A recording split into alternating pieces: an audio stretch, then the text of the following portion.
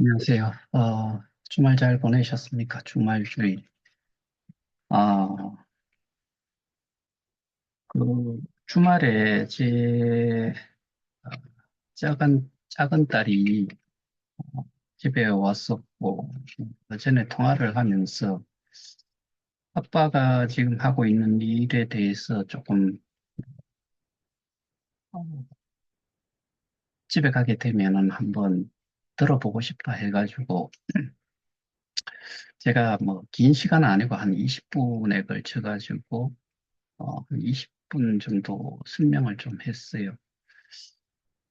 그래서 일단 제 딸이 뭐 대학원을 지금 다니고 있는데 그 이전에 이 스테이킹을 하실 줄 모르는 분들에게 한 분들을 대신해 가지고 좀 해준 경험도 있고 뭐 제 딸도 마찬가지로 KUK에 어느 정도 그 스테이킹을 했었어요.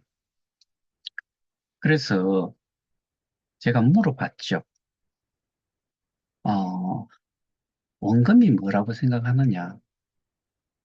현금이라고 생각하느냐, 암호화폐라고 생각하느냐고 물어보니까 스테이킹을 어떻게 현금으로 할 수 있어요?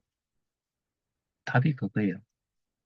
그럼 결국에 원금이라는 거는 암호화폐고, 암호화폐를 우리가 지금 원금 보장이 된다고 했을 때, 돌려받는다고 했을 때, 네 생각에는 돌려받을 수 있을 거라고 생각하냐, 아니면은 못 돌려받을 거라고 생각하냐, 그러니까 당연히 그거는 돌려받을 수 있다라고 이야기를 해요.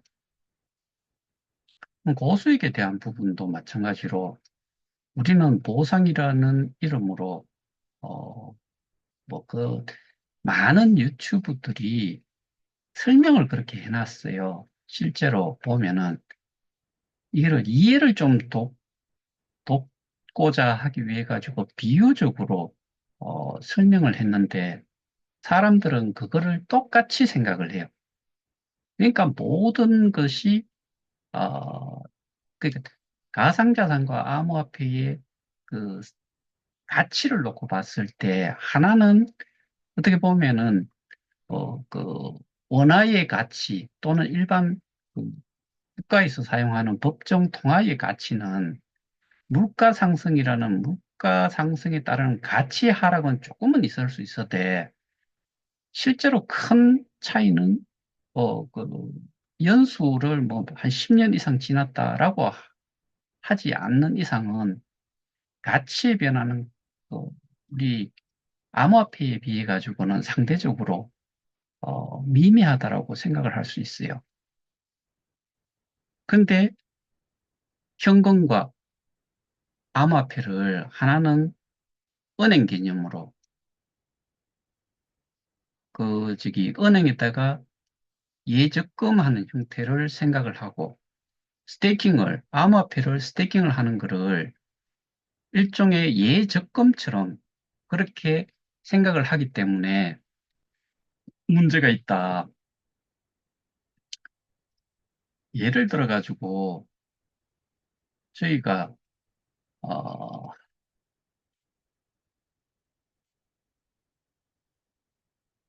제가 이전에 한번 설명을 드렸던 내용인데 이 은행과 그 가상자산 암호화폐를 그 적금과 스테이킹의 개념으로 이렇게 나눠봤을 때 여기는 전부 다 현금이에요. 원금도 현금, 이자도 현금. 그래서 원금이 보장이 되어야 돼요. 은행 같은 경우에는 안 되면 이거는 작살나요.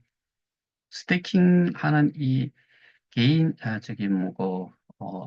암호화폐 쪽으로는 원금이든 보상이든 전부 다가 암호화폐로 이루어져요. 실제로 스테이킹은 원금 보장이 돼요.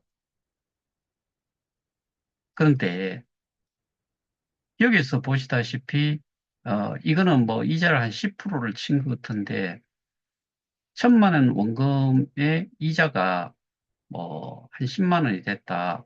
그러면은 1,010만 원이 되는 거고. 근데 스테이킹 같은 경우에도 만 개를 스테이킹을 했는데 만 개에다가 보상을 1,000개를 받았다. 그럼 11,000개가 되는 거죠.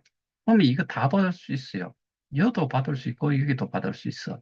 근데 문제는 이거를 어 이게 이제 5% 10%로 좀 나눠서 계산을 좀 했던 거고 여기서 한번 보자면은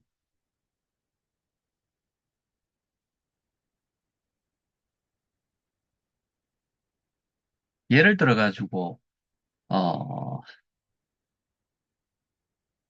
이 은행에다가 예치를 1,000만 원을 했는데 해지 시에 50만 원이 뭐 이자가 붙었다. 그래서 1,050만 원을 해지를 해서 받는 거에 비해 가지고 스테이킹은 예치 시에 뭐 거래소의 가격이든 그다음에 플랫폼 가격이 거의 뭐 동일하게 1달러라고 이야기를 했을 때 이거를 10,000개를 샀을 경우에 거래소의 가격도 1달러라고 했으니까 이거는 10,000달러가 된다.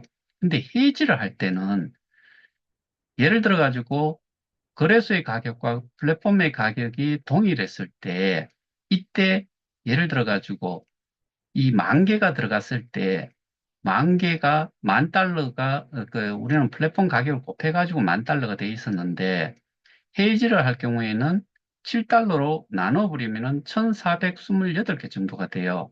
그럼 한 1,000개 정도를 보상을 받았다라고 했을 때 이거를 거래소의 가격도 7달러이기 때문에 이거를 대충 계산을 해보면 17,000달러인가 뭐 나왔던 것 같아요.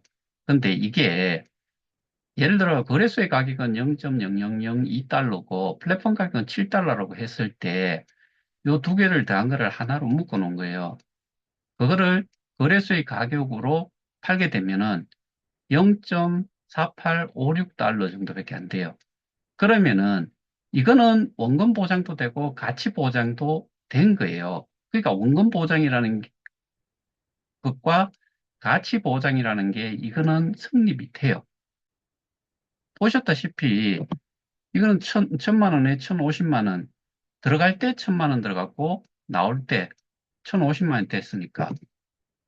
근데 이거 같은 경우에는 원금 보장은 여기서 보셨다시피 10,000개를 넣었을 때 그러니까 어, 해지 시에 이 10,000달러에 해당이 되는 게 그러니까 여기서 우리는 되게 중요하게 봐야 되는 게 플랫폼 가격이에요.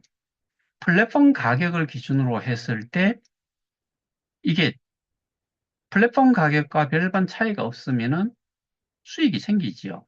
그런데 플랫폼 가격은 고정이 되어 있는데 거래소의 가격이 형편없어요. 그러니까 이거는 원금 보장 개수상으로는 그냥 그 표면상으로 봤을 때 여기에 모든 것들은 플랫폼 가격으로 그 기준이 잡혀 있기 때문에 우리 지갑 내에서는 그렇게 했는데 실제로는 가격은 뭐 실제로 어, 이 만불에 해당이 되는 걸 해지를 해가지고 플랫폼 가격이 설정이 이렇게 되어 있을 때는 이거는 가치는 절대로 보장이 될 수가 없다. 이거를 어떤 사람은 가치 보장이라고 자꾸 떠들러요. 그래서 어, 결국에 원금 보장은 아니지만 가치 보장이 된다라고 한 사람은 똑같은 말을 잘못 말을 한 것이고 또 그렇게 믿고서 사람들이 했다는 것 자체가 결국엔 그 사람한테 어, 뭐, 그 사람을 그냥 가벼이 넘겨서는 안 된다. 그 이야기를 좀 하고 싶고요. 그 다음에 저희가 지금 그 고발 조치를 해가지고 지금까지 온 이 업무상 배임과 관련해가지고 우리가 이전에 제가 뭐 여러 가지를 좀 말씀을 드렸지만은 여기에서 여러분들이 하나 좀 보셨으면 하는 내용이 이건 제가 이미 여러 차례 말씀을 드렸던 내용이에요. 그렇지만 다시 한번 더 보여드리자면은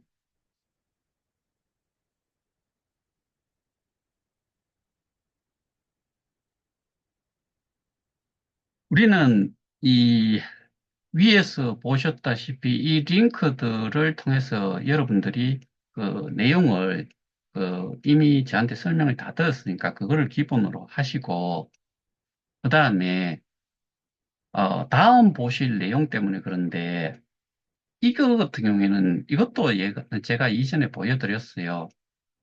여기에서 눈여겨보셨으면 하는 부분이 예를 들면은 여기 이 미디움이라는 로고 자체가 어느 회사냐? 주식회사 미디움이에요. 주식회사 미디움에서 이런 입장문을 발표를 한 적이 있어요. 한번 읽어보면은 주식회사 미디움은 최근 일부에서 제기된 당사와 폭 파운데이션 간의 억지스러운 연결 및 허위사실 유포에 대해 엄중히 대응할 예정입니다. 근데 폭 파운데이션과 그러니까 KOK 재단을 이야기하는 거죠. 근데 미디움은 솔루션을 개발 공급하는 업체로 과거 거래처인 폭 파운데이션에 외주 IT 개발 업무를 수행했을 뿐, 폭 파운데이션의 코인 유통과 전혀 무관합니다. 이렇게 이야기를 했어요. 또, 요 부분을 잘 보세요. 스타트업 기업인 미디움이, 그러니까 스타트업 기업인 이런 미디움이 수조 원 규모의 토큰과 자산을 보유한 폭 파운데이션을, 즉, KOK 재단을 인수했다는 소문도 상식적으로 불가능한 명백한 허위라는 점을 말씀드립니다. 이것과 관련해 가지고 음,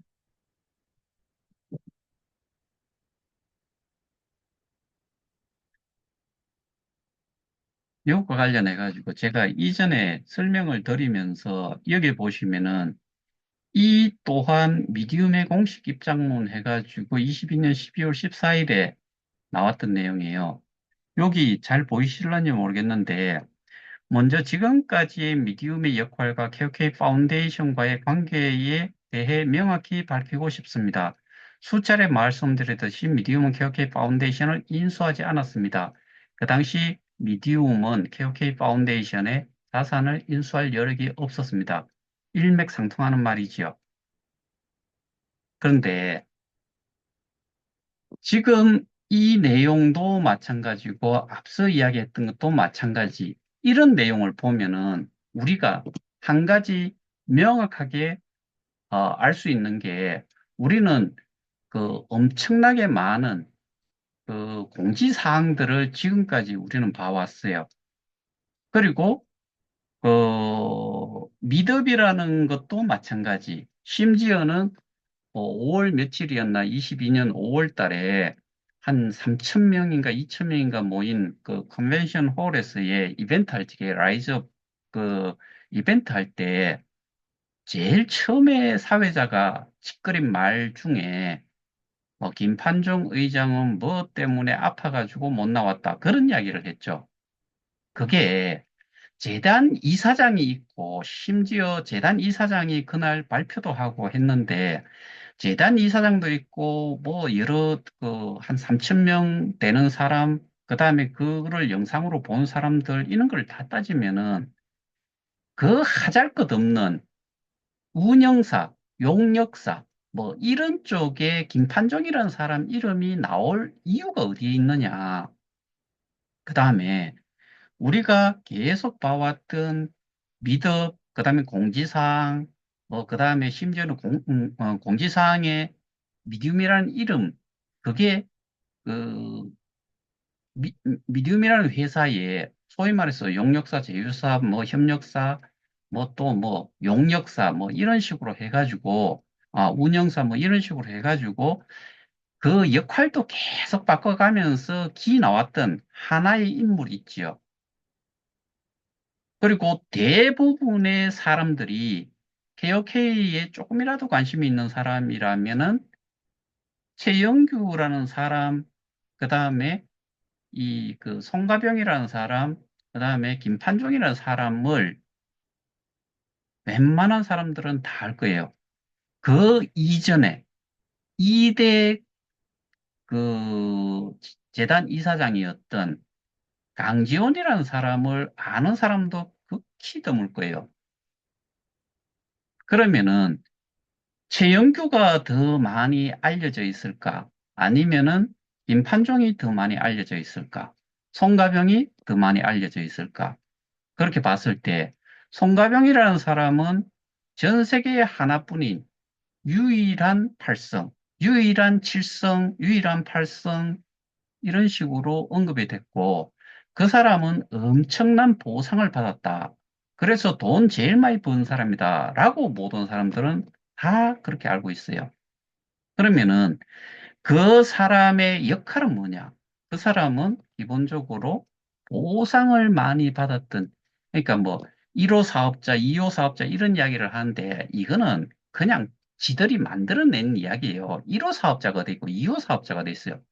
첫 번째 여기에 참여를 해가지고 어떻게 보면은 프론티어라고 하는 그런 명의를 가지는 사람이고 그 당시 첫 번째 가입을 하고 열 번째 가입을 했을 때 그 사람들은 일성도 아니고 그냥 영성이에요. 아무것도 아니었다라고요. 아니었던 거예요. 근데 뭐 어느 순간부터는 사업자, 대표님, 뭐 또는 뭐 팔성. 그러니까 이게 어느 순간부터 와전이 되기 시작을 해요. 사실은 아무것도 아니거든요. 보상 시스템에서 얼만큼 많이 받아 먹었느냐가 그 사람이, 그러니까 보상 체계가 있고 보상 체계에는 보상이라는 종류가 세 가지가 있는데 세 가지의 가장, 뭐, 처음 시작하면서 예를 들어 그 사람이 뭐 300만 원을 하든 30만 원을 하든 그렇게 해가지고 이게 자기의, 자기가 실제로 스태킹한 금액을 따졌을 때는 저는 정말 소소했을 거다라고 보거든요. 그리고 소문이었는지 뭔지는 모르겠지만은 정말 적은 금액으로 시작을 했다는 거는 여러분들도 대부분 좀 알고 웬만한 분들은 다 아실 거다라고 생각을 해요. 근데 이게 왜 그렇게 커졌느냐? 재스테이킹하고 보상이 많아진 거를 재스테이킹 하면은 우리가 200% 받는다는 그 기준이 결국엔 스테이킹 되어 있는 그 양만큼에서 그거에 뭐 200%, 그게 좀, 그, 커지면 커질수록 이게 우리가 통상적으로 이야기하는 보상바라는 게 자꾸 늘어나지요. 그렇게 해서 많이 모은 것, 그거밖에 없어요. 그 사람이 예를 들어서 자기가 이야기를 할 때 107만 명이라는 이야기를 하는데 107만 명은 제가 보기엔 될 것 같지는 않고 뭐 김진아도 있고 뭐 다른 그 10호까지 있었으면은 1에서 9호까지가 또 다른 또 무리들이 또 있었을 거고 그러면은 거기에 또 소위 말해서 우리가 뭐 속어처럼 그냥 표현하는 달려 있는 사람들 뭐 이런 사람들 좀 뺀다 손 치더라도 수십만 그러니까 뭐한 제 그 생각으로 어림잡아서 한 80만 뭐그 정도는 안 되겠나 싶어요. 근데 그 사람이, 그러니까 우리가, 우리가 가입을 하고, 그렇게 해가지고, 우리도 또 가입을 한다는 이야기는 결국에는 우리가 스테이킹을 했다는 게 있고, 그 스테이킹한 수량, 그게 플랫폼 가격으로 곱해졌을 때, 그 US 달러로 표시가 되는데, 그 토탈 금액, 그 기준으로 했을 때 토탈 금액에서 등급 수익, 뭐, 그 다음에 후원 수익, 이런 것도 쭉쭉 빨아 당겼다.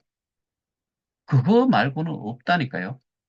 근데 이 사람이 뭔가, 뭐, 재단에서 직접적인 뭔가를 받고서 그렇게 이야기를 하면요. 재단과 직접적인 관계가 있어가지고 직접적인 뭔가 설명을 들었다는 그런 기본적인 내용도 있어야 되고, 그래서 둘이 묶여 좀 가는 경우는 생길 수가 있어요.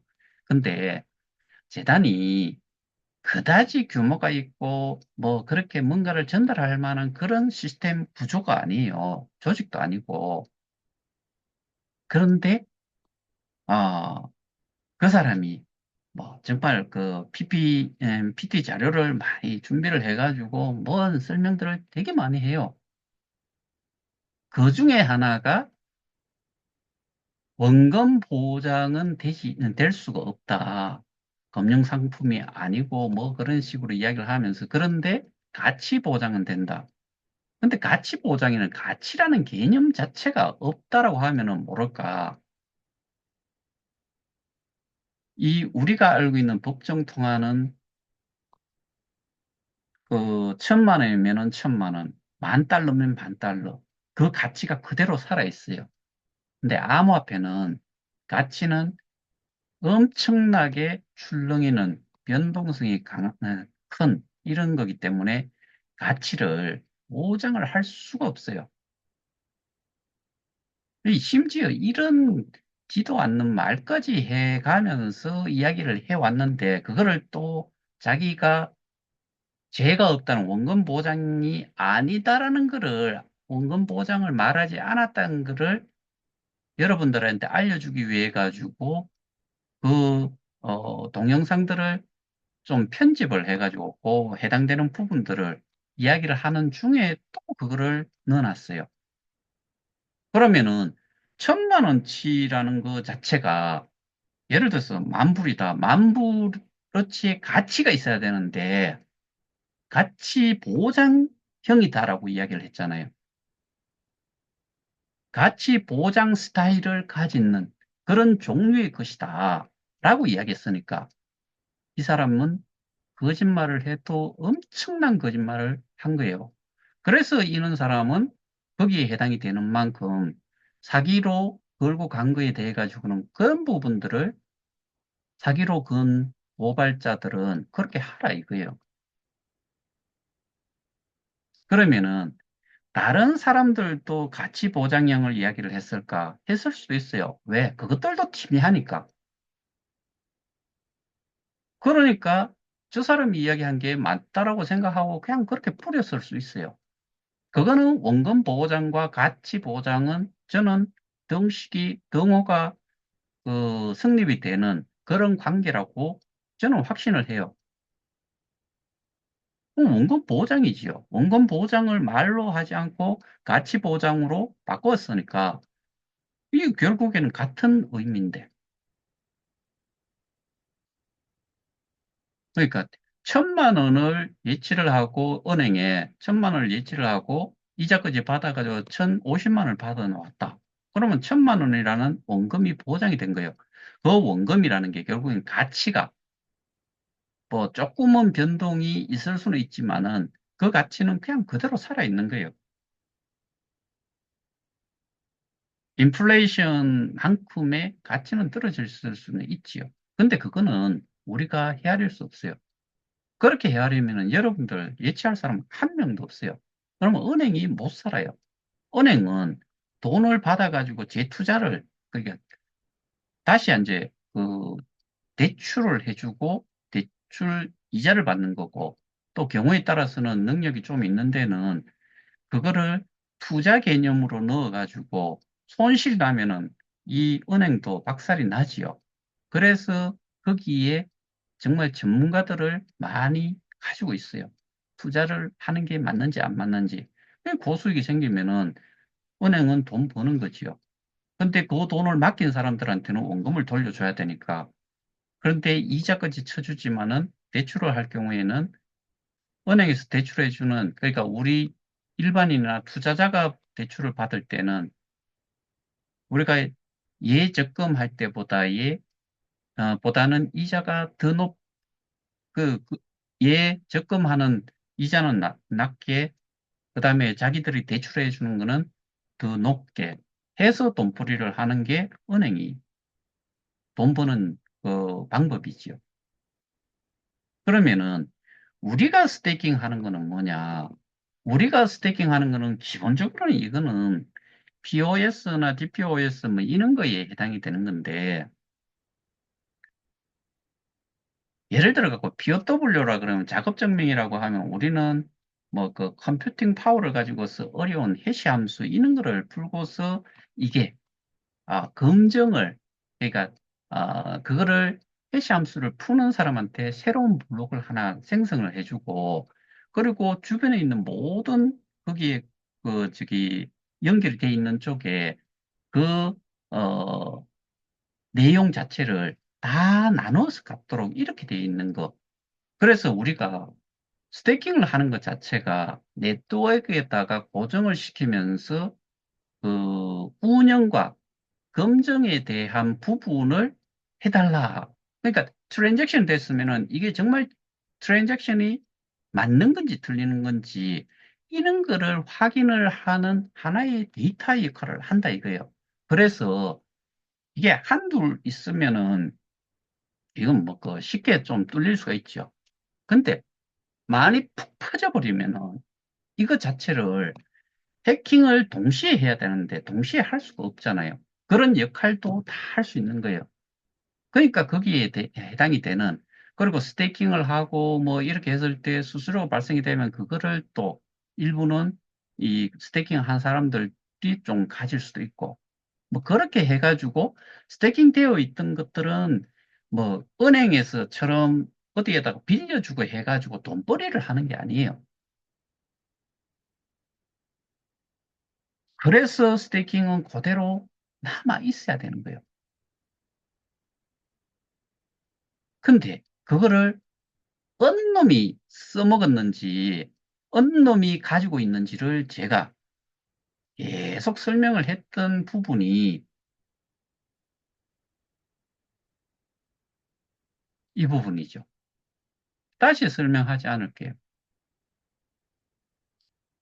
스테이킹 지갑 주소를 모르는 상태에서 우리는 스테이킹을 진행을 하면은 우리 개인 주소에, 개인 지갑에 들어있던 이 우리의 코인 토큰들이 나간다. 뭘 위해서? 스테이킹을 위해서.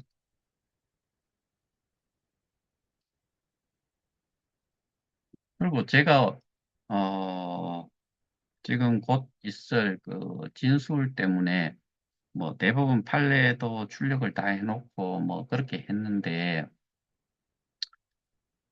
이런 내용을 보면서 도대체 경찰은 뭘 생각하는지도 모르겠고 고소를 한 사람들은 어떠한 기준으로 저는 분명히 앞서 고소가 되어 있는 사건은 원금 자체를 돌려줄 수 있다. 근데 현금이 원금이라고 주장을 하는 것부터 일단은 틀리는 거는 스테이킹 자체를 모르는 사람이기 때문에 그렇고 스테이킹의 장점과 단점에 대해서도 아예 모르는 사람들이다. 그런데 그렇게 주장이 이루어진 이유는 띠리한 고소인들이 띠리했기 때문에 그 띠리함을 그대로 아까 말씀드렸던 그 저기 은행에서의 그 뭐 이 법정 통화 이것과 이 블록체인에서 움직이는 가상화폐, 뭐 저기 그 암호화폐 이거의 개념 자체가 없어서 그렇다.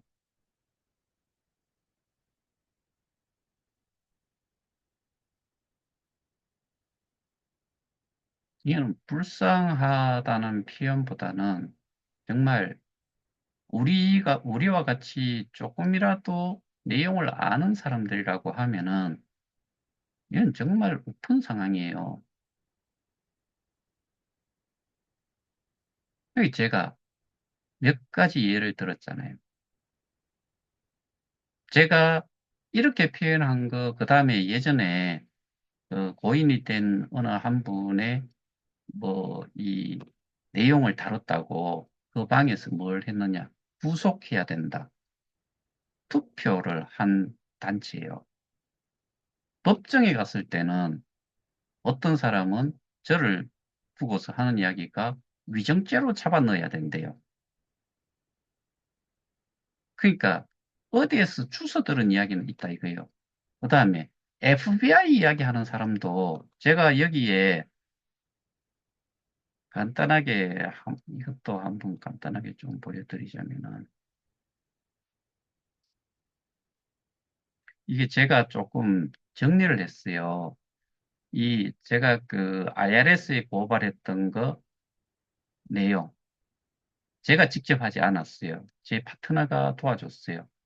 그 다음에 핀센, 그 다음에 SAC, 영국, 그 UK FIU, 이렇게, 신고를 다 했었어요.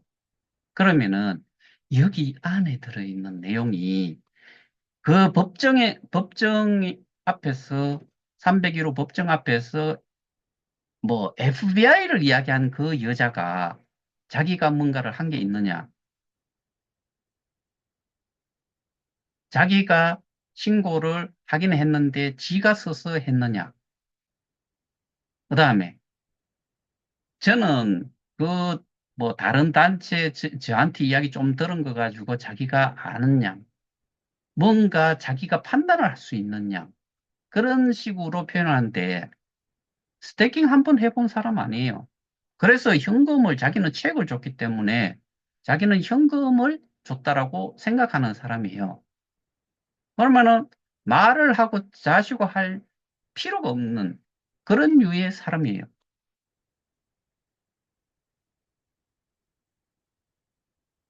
그리고 제가 그,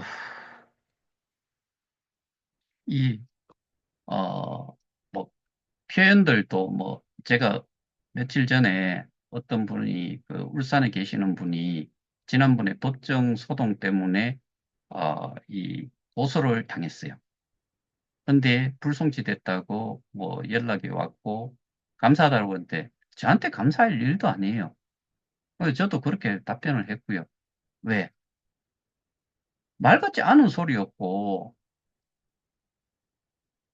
그 다음에 뭐 거기서 하는 이야기는 뭐 성범죄, 성추행, 뭐 이런 이야기까지 막 씨부리던 데가 어느 단체가 있어요. 어디서 주워 들은 거는 정말 있어서 그런 거예요. 그냥 주워 들은 거예요. 지들이 뭔가를 근거를 정확하게 그 주장하거나 설명을 할 수 있는 부분이 없어요. 근데 예를 들어 가지고 그분이 저한테 고맙다라고 표현한 거는 뭐 왜 그랬는지 모르겠는데 제가 신경 쓴 것도 별로 없어요. 제가 감사하다는 이야기를 들을 이유도 없는 거예요. 저는 이런 부분에 대해 가지고 명확히 좀 하고 싶어요. 근데 어느 한 단체는 뭐 뭐 그, 잔다르크도 표현을 하고 뭐 대단한 사람처럼 이렇게 빡 뜨는 식의 내용을 이야기를 하면 저는 정말 지구멍에라도 있으면 들어가고 싶은 그런 심정이고 그런 표현을 하지 말라고 하는데 그런 거를 많이 들어서 더 뭐 내용적인 부분보다는 외형적인 것만 그냥 하는 거 아닌가. 그래서 사람들이 가장 쉽게 생각을 할 수 있는 게 제가 이것 역시 수차례 말씀드렸지만은 현금으로 우리가 그 원금을 추장을 할 수 있다 그러면은 저 역시 그게 실제로 맞았다라고 하면은 저도 이실 안 떨고 있죠. 근데 사람들 입장에서는 예를 들어 가지고 주식 시장에 들어가 가지고 또 개미 투자자들은 박살이 나는 경우가 엄청나요. 그러면은 암호화폐 시장 거래소에서는 박살 나는 정도가 이게 일반 증권 거래소에서 움직였을 때는 우리가 지금 처한 이런 상황은 거의 없어요. 그 정도가 되려 그러면 이미 그 회사는 부도 처리가 됐을 거예요. 상패가 이미 이루어졌을 거예요. 근데 어떤 주장을 하니까 거기는 그렇게 사람들이 몰려있고 희망을 갖느냐. 스태킹 되어 있는 그 US 달러가 우리 원금이고 현금이라고 생각을 하니까 자기들이 따져봤을 때는 내가 지금 보더라도 내 통장에 옛날에 내 개인 지갑에 들어있는 게 자기들이 원금이라고 처음에 가지고 시작했던 현금보다는 훨씬 클 거예요. 그 자체로도 큰데 또 뭐가 있느냐? 보상돼 있는 게 있어요. 이 US 달러로 생각하니까 환율은 또 뭐 엄청나게 또 저기 올라가 버렸죠. 그러니까 계산을 두드려 보면은 돈이 어마어마한 게요. 특히 저는 이 암호화폐 시장에서는 거래소에서는 국내 거래소에 해당이 되지 않는 이상은 원화로 계산하지 마시라. 원화는 일단은 환율 뭐 계산하고 뭐 이렇게 하면은 엄청 커 보이잖아요. 근데 US 달러로 뭐 우리는 USDT로 표현이 되니까 거래소의 가격이 USDT라는 테드라는 그 스테이블 코인의 기준으로 우리 KOK는 거래가 돼요. USDT와 KOK가 페어 상태로 한 쌍으로 그렇게 움직여요. 어떤 거는 뭐 저기 다른 걸로 USDC든 뭐 다른 걸로 이렇게 페어가 되어 있는 경우도 있어요. 근데 사람들이 그냥 표현이 그렇게 되어 있는 거를 내가 실제로 그렇게 한 것처럼 생각을 해요. 아까 말씀드렸다 말았던 것 중에 거래소에서 우리가 그 예를 들어 스테이킹을 하지 않고 내가 거래소에서 1,000만 원치를 샀다. 만불치를 샀다.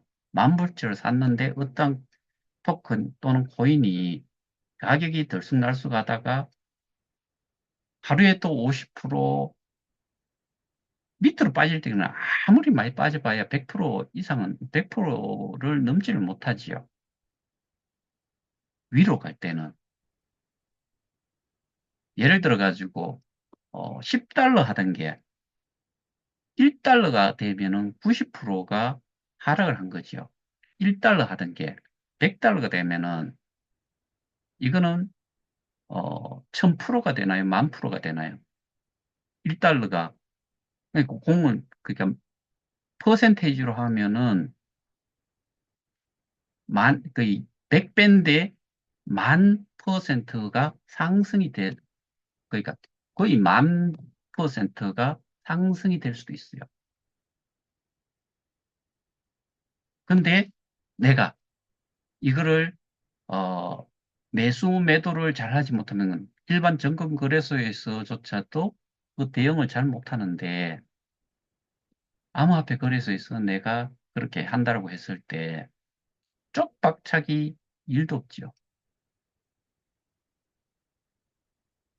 그러면은 지금 말씀드리고자 하는 내용은 뭐냐 하면은 이거는 우리가 가지고 있는 건 개수는 변함이 없는데 가치는 그러니까 시시각각 계속해서 변화가 있다.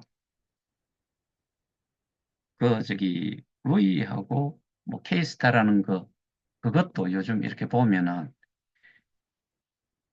몇십 달러, 몇백 달러 움직이는데 퍼센테이지로는 뭐 50%든 100%든 막 올라요.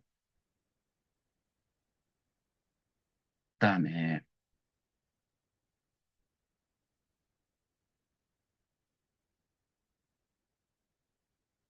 음,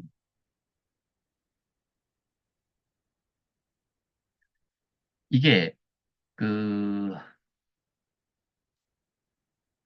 이게 잡코리아라는 곳에 나오는 이 우리가 잘 아는 미디움이라는 회사가 뭐 이게 보시면은 사원수가 80명, 뭐 주소가 이렇게 나와 있고 그다음에 요 밑에 보시면은 홈페이지가 있어요.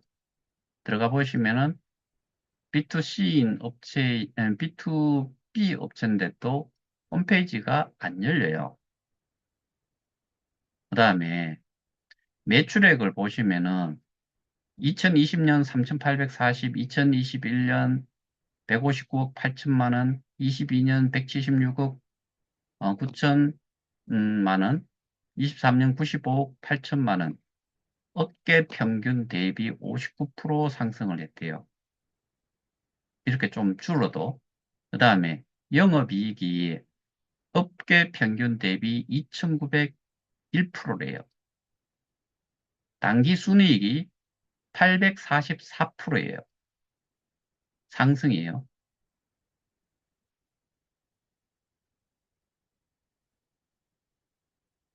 왜 이거를 보여드리나 하면은 이 회사가 2018년 10월 26일에 설립이 된 걸로 나와 있어요.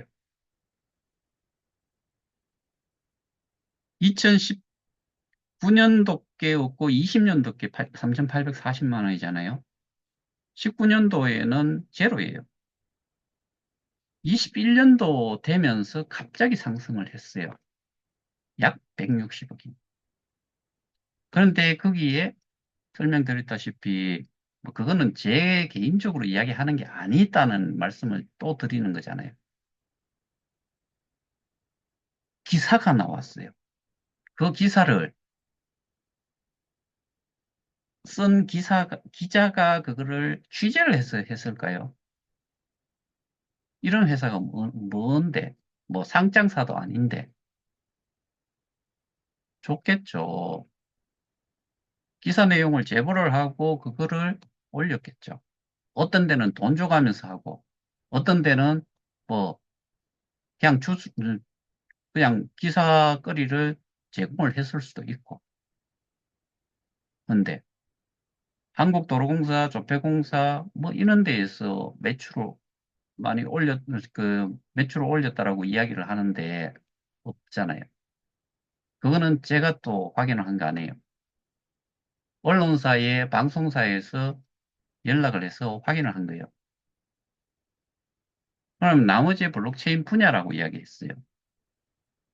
그들이 가지고 있던 MDM은 개박살 나 있어서 아무것도 없어요. 뭘로?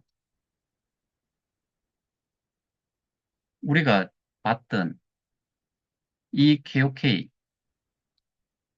여기와 계약 관계도 보면은 얘들이 들어갈 구멍이라고, 얘들이 실제로 뭐 두 가지가 있어요. 하나는 미디움 파운데이션 운영권, 플랫폼 운영권을 인수를 했다는 게, 그러니까 미디움 리미티드로부터 인수를 얘들이 하고 나서 3주 후에 했다는 거고, 또 하나는 저한테 김판종 씨 다음 대표이사인 정윤호가 저한테 보낸 일종의 협박성 메시지였었어요. 그 내용에서 제가 이전에 이것도 다 보여드렸던 내용인데, 이야기를 그렇게 하잖아요. 미디움은 기존 KOK 재단과 체결했던 플랫폼 구축 계약 관계를 완료하였으며, K 스테디움 메인넷의 유지 보수 업무에 대한 용역 업무 수행 책임만을 가지고 있습니다. 근데 K 스테디움 메인넷의 유지 보수 업무래요. 개발이라는 용어도 안 들어가 있어요. 이렇듯 모든 것들이 앞뒤가 맞지 않는 말들을 엄청나게 내뱉어 놨다. 근데 우리가 중요하게 생각하는 거는 이 업무상, 그러니까 배임에 해당이 되는 내용이 이미 우리는 알고 있다. 타인의 사물을 처리하는 자에 해당이 되는 게 이들이 지금까지 해온 것이고, 근데 앞에서 계속 보셨던 게 개발, 유지 보수, 뭐, 그 다음에, 어, 스타트업, 자기들을 그렇게 표현을 했잖아요. 근데 지금 제가 보여드렸던 이 스테이킹 절차, 그거에 따르면은 그 프로그램을 개발했는데 그 앱 하나 개발을 하고 돈이 예를 들어서 추정 60분이, 제가 시스템인트리 추적에서, KBS 추적에서 PD가 방문을 했을 때 미디움의 관계자가 약 70억 정도가 KOK 재단에서 들어온 것 같다.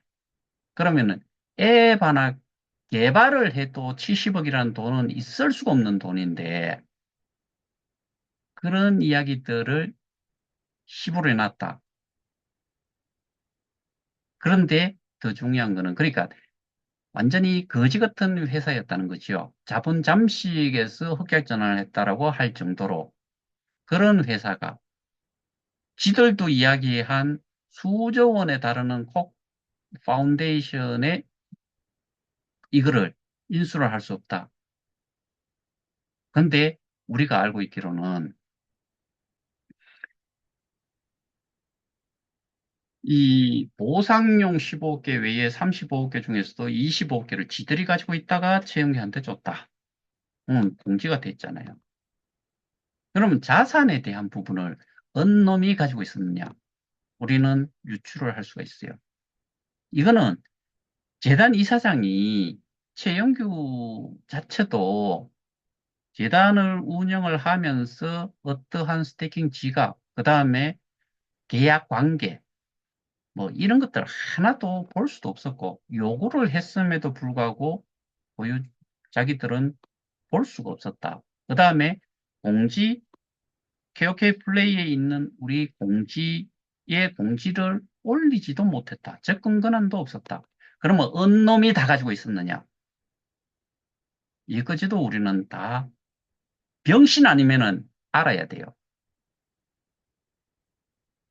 근데 병신 같은 것들이 지금 수두룩하지요. 왜?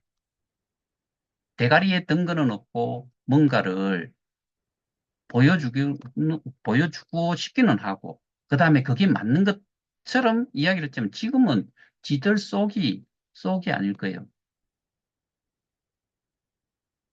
그 원성을 언젠가는 듣고 인간으로서 뭐 일상생활 자체가 좀 힘들 지경까지 갈 수도 있어요.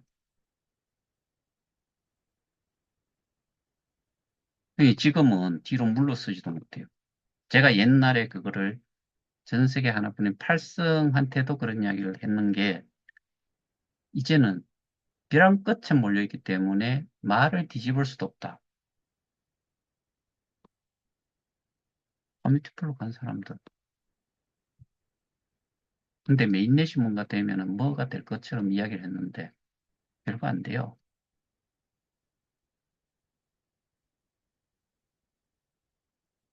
특히나 이 디지털 조선인가 대상 받았는가 뭐 그런 거를 이용을 해가지고 했다.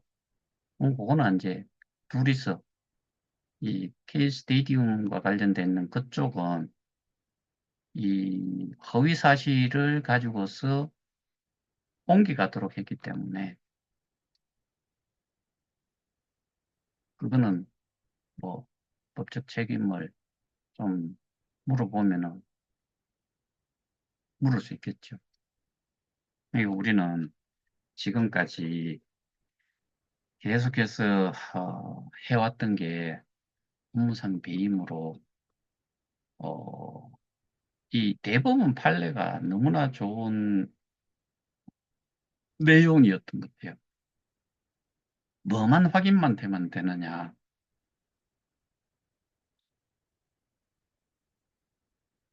사무 처리를 위탁받은 자, 업무를 위탁받은 자가 누군지가 명확하다면은 심지어는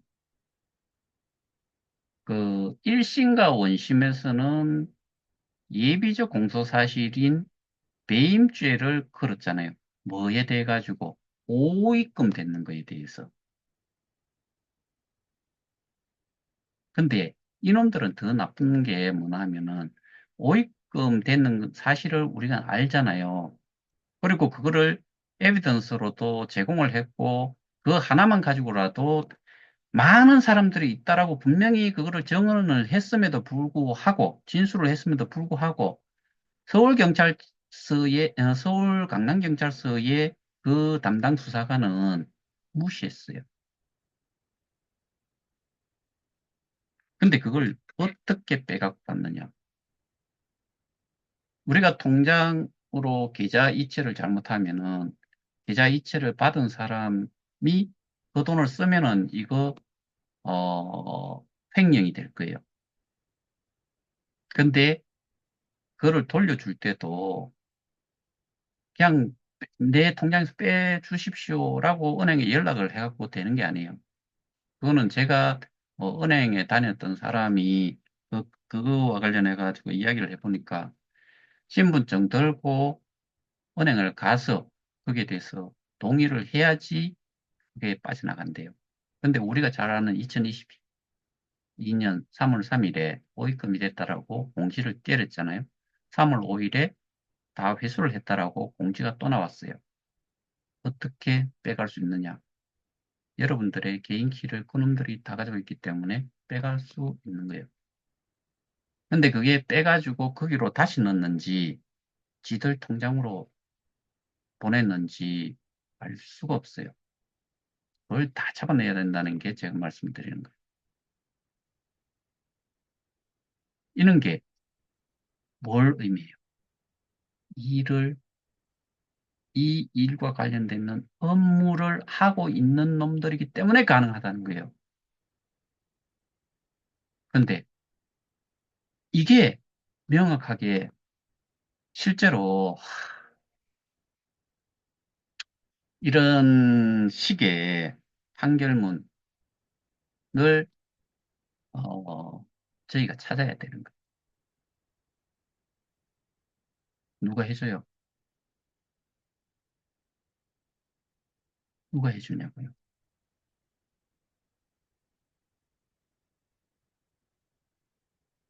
우리가 해야 돼요.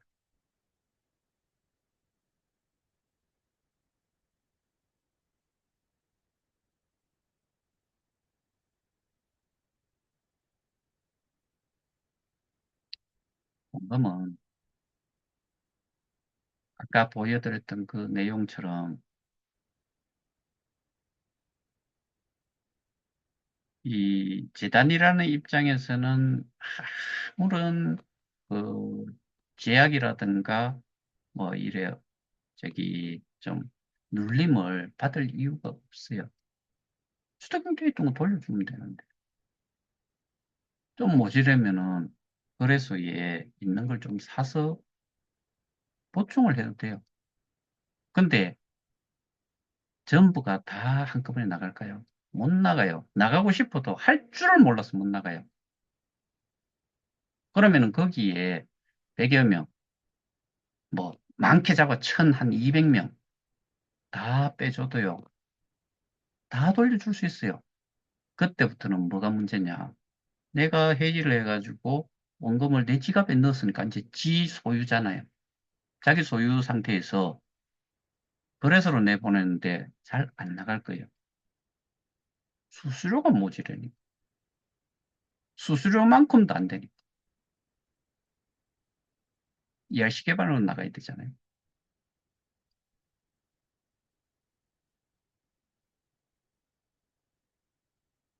정말 개판 5분 전이에요.